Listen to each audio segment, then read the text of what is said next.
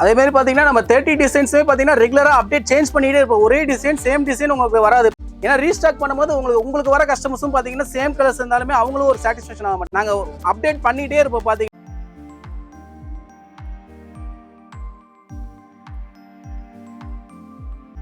100% எல்லாமே பாத்தீங்கன்னா colour guarantee item, உங்களுக்கு நோ ஷ்ரிங்கேஜ் ஆகாது. 100% வாஷிங் ஐட்டம் எல்லாமே பாத்தீங்கன்னா நம்ம பண்ற ஐட்டம் எல்லாமே பாத்தீங்கன்னா.